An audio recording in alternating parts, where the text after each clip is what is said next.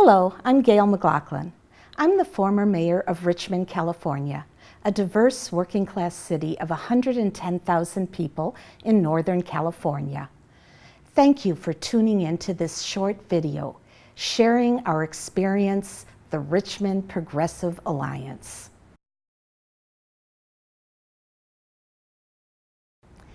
A little about me. In 2004, I was the first corporate-free progressive candidate ever elected to the Richmond City Council. I was elected mayor in 2006 and re-elected to a second term in 2010. Being corporate-free in each of my 4 elections means I refuse to accept one dime of corporate money. Instead, my campaign relied on small donations from many individuals. And just as importantly, I had an organization behind me, an organization that I helped to create, the Richmond Progressive Alliance, or the RPA. This organization was key to my electoral success and to the victories of other corporate-free progressives later elected to council. Our independence from corporate money distinguished us from all other candidates. Corporate-free campaigns are welcomed by voters as fresh air in a polluted environment. For 100 years, the Chevron Richmond refinery dominated our city government. The oil giant either financed or threatened city council candidates. Not anymore. Today, both the elected officials of the RPA and our grassroots organization go about the work of the people. We reduced crime with community policing and by providing opportunities for our youth. As a result, we reduced homicides 75% in 8 years. We increased the minimum wage twice. We forced Chevron to pay $114 million in additional local taxes. We imposed pollution controls. We defended homeowners that were underwater in the mortgage fiasco. We defended immigration rights, and we raised almost any progressive issue you could think of. And as a result of all this, we significantly transformed our city of Richmond. In November 2016, when the entire country moved to the right, Richmond voters not only passed a rent control law, but elected 2 additional progressive candidates to the City Council. Now, 5 of 7 members of the City Council are RPA members.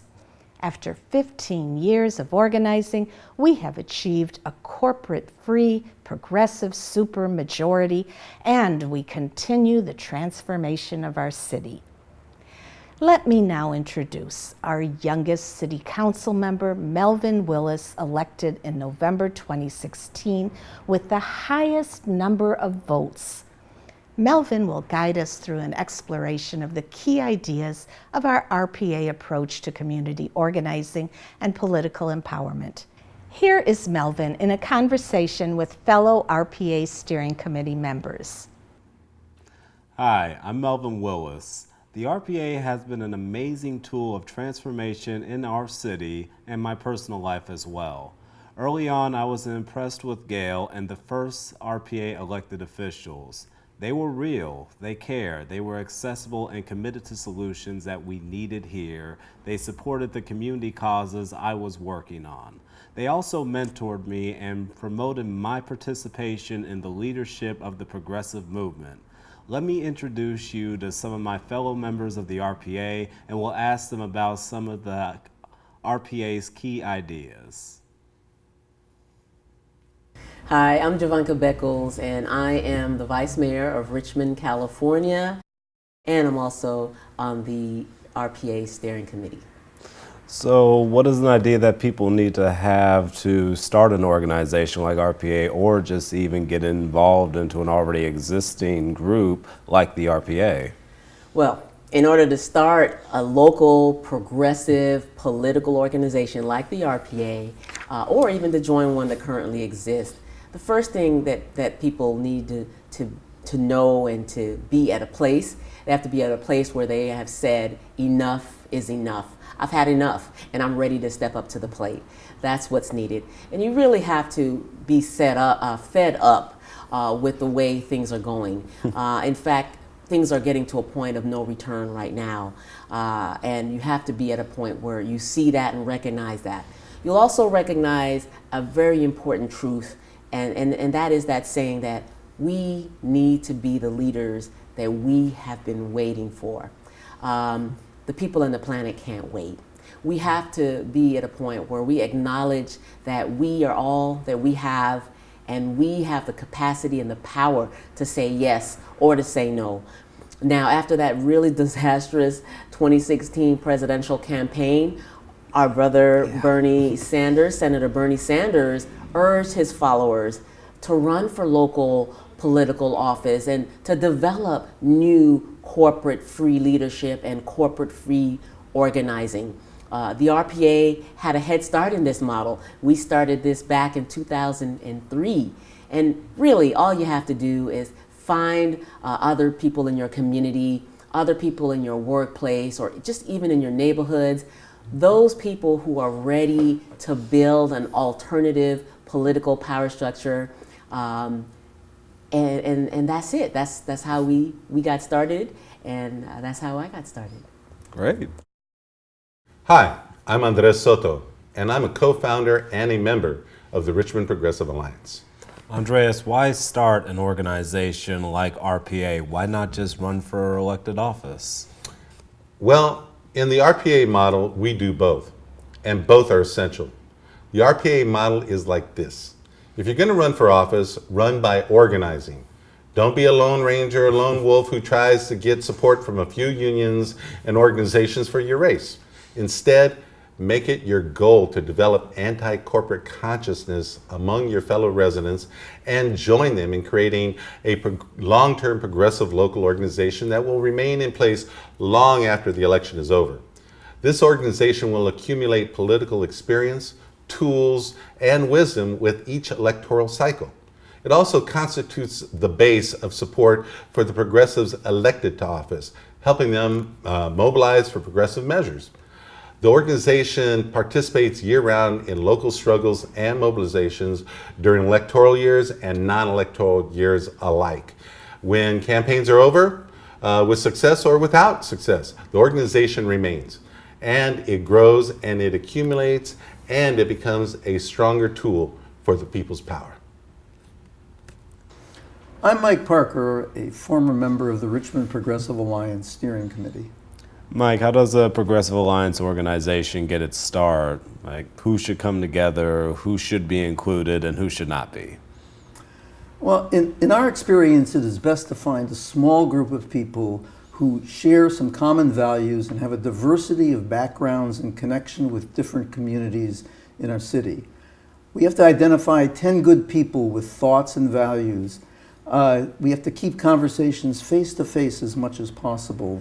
The group should be composed only of people who have a long-term commitment to a vision of social change, because it will be a long-term battle. A core principle has to be that these visions may be different, but we can work together in building a common organization. RPA was built by people who considered themselves Greens, Progressive Democrats, and Socialists all working together. Then this founding core has to reach out to everyone who is willing to work on immediate projects to get them involved at whatever level they are willing to begin. The core has to seek to promote and develop new leaders and more leaders out of this group. At every step, it's important to pay attention to gender balance and diversity. I'm Michelle Chan, a steering committee member for the Richmond Progressive Alliance. Michelle, the RPA is a multi-issue organization, but what do you think the key goal of the RPA is?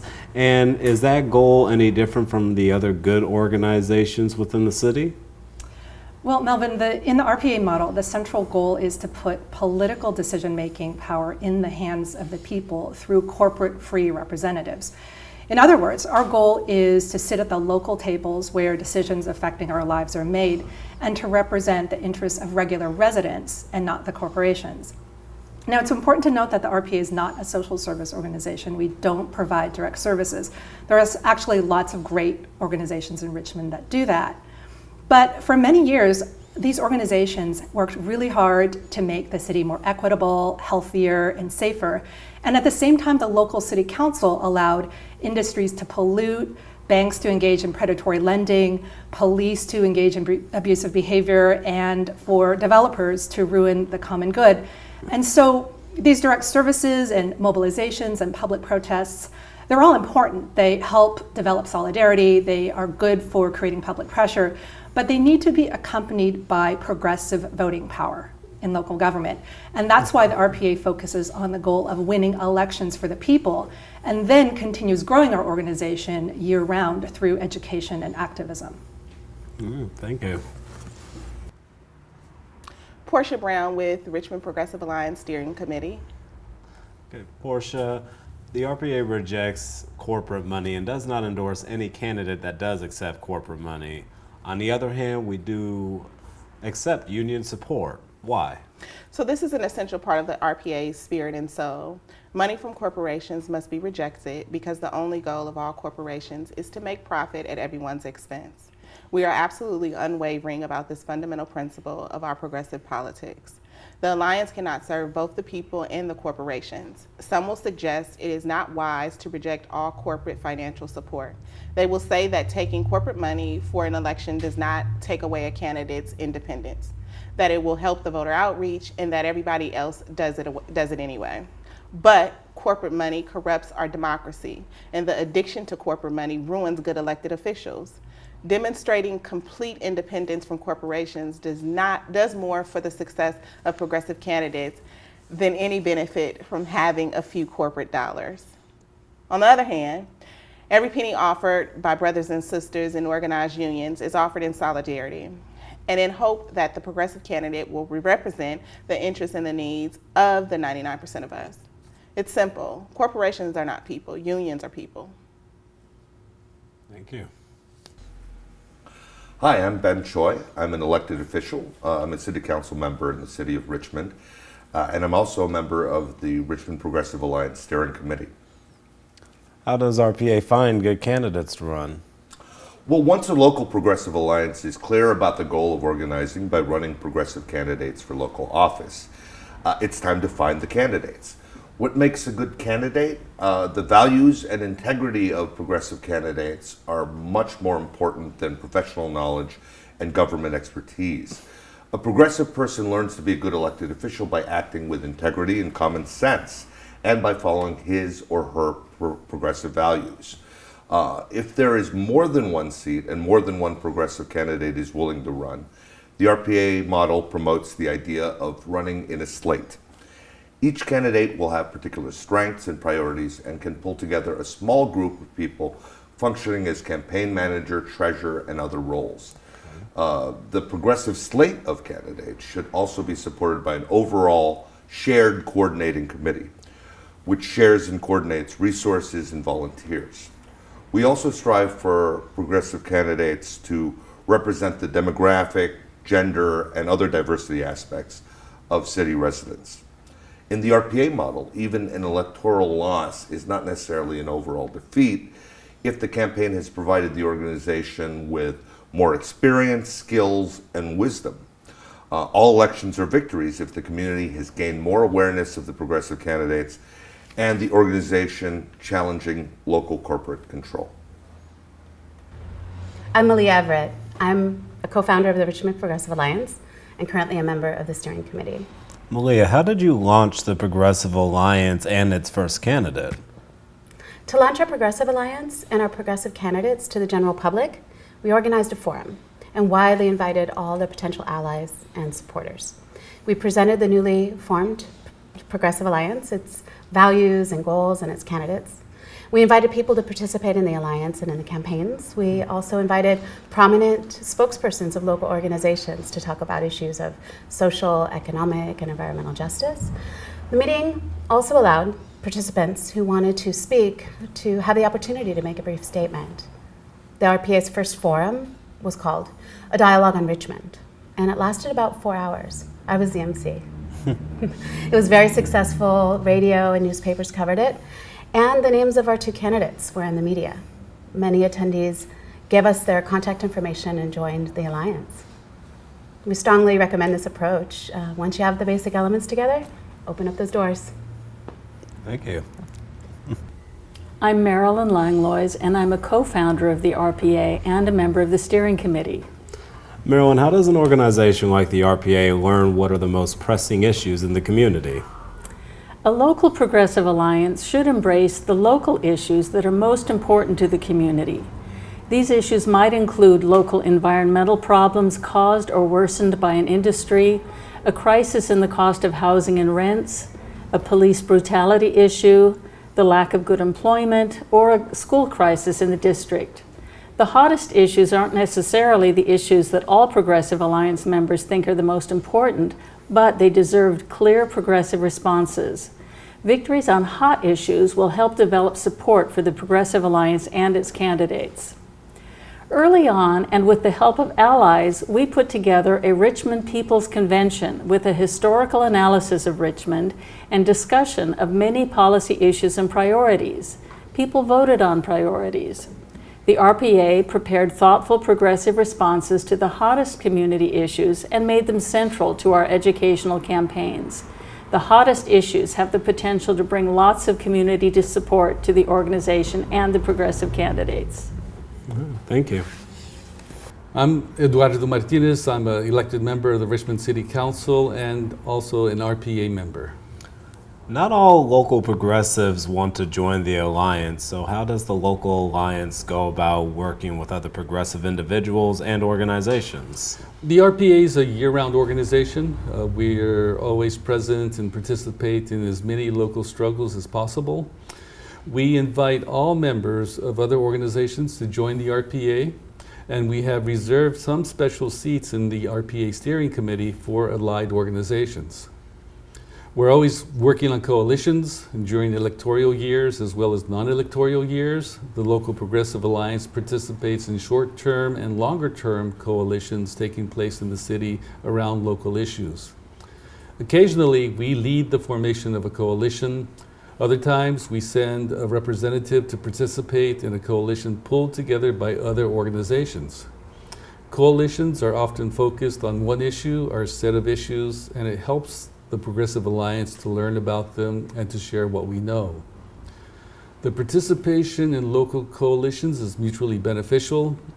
The Alliance members learn more about community issues and strengths, and the coalition members get to know present and future candidates who will be on their sides when elected. Members of coalitions are great sources of support, volunteers, and encouragement for progressive candidates, as you and I both well know. Yeah. Thank you. You're welcome. I'm Brenda Williams, member of the Richmond Progressive Alliance Steering Committee. Brenda, how early should an electoral campaign start? The electoral work should start early and go for months. For a November election, we recommend starting a campaign at least as soon as March. We do start knocking on doors that early. And then we work extremely hard for the next 8 months, getting out into the community every opportunity we get. We distribute simple brochures and our newsletter, which present our candidates and the principal goals of the campaigns. We recommend that progressive alliances start knocking on doors as early as possible, even if local voters don't have the election on their minds. The opposition will most likely attack the progressive candidates using deceptive messages during the campaign. The best way to protect a candidate against these attacks is for the candidate to have met, talked with, and listened to thousands of individual voters. That makes a difference. During non-election years, we continue to work on as many issues as possible, and we send information to the voters and welcome new members and prepare them for the next electoral cycle. Thank you so much. I'm Marcos Bañales, co-coordinator of the RPA Steering Committee. Where and how should the progressive candidate present themselves during a campaign? Our corporate-free progressive candidates should take advantage of every opportunity to speak to voters and residents. They should systematically speak every week during the public forum of the local city council and a school board. The progressive candidates' presentations must always be civil and constructive. Positive messages are very important. People are impressed with calm and thoughtful and solution-oriented presentations that have a touch of hope and can do flavor in them.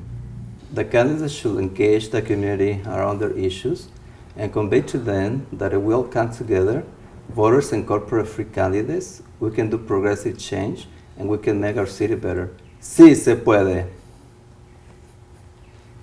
So there you have it. By November, you will have won your first victory. You learned good lessons. You have either won an elected seat in local government, or at the very least, you have gained the experience and skills that will make victory possible the next time. You have a local grassroots progressive alliance in place based on progressive values and free of corporate control, and independent of political parties under corporate control.